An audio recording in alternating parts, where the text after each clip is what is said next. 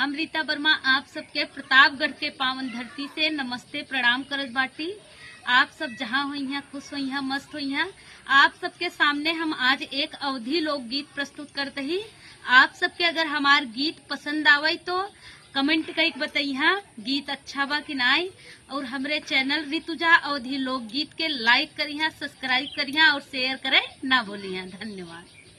बाऊ की क्यारी चलाओ श्याम लैला कुदाली पाकल बाऊ की क्यारी चलाओ श्याम लैला कुदाली ना मोरे घर में सास ससुर ना मोरे घर में सास ससुर से जिया हमके करा पे दानी चलाओ श्याम लैला कुदाली से जिया हमके करा पे दानी चलाओ श्याम लैला कुदाली पाकल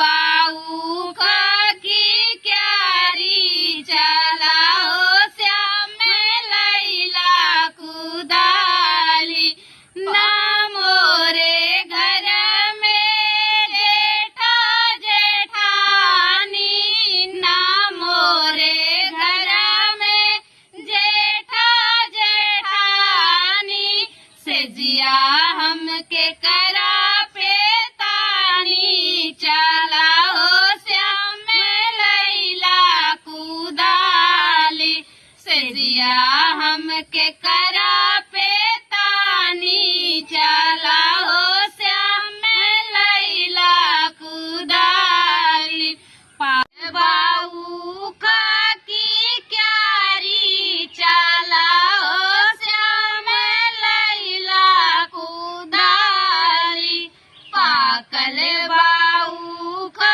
की क्यारी चलाओ श्याम लैला कुदाली ना मोरे घर में देवर देवरानी ना मोरे घर में देवर देवरानी से जिया हमके करा पे तानी चलाओ श्याम लैला कुदाली से जिया हमके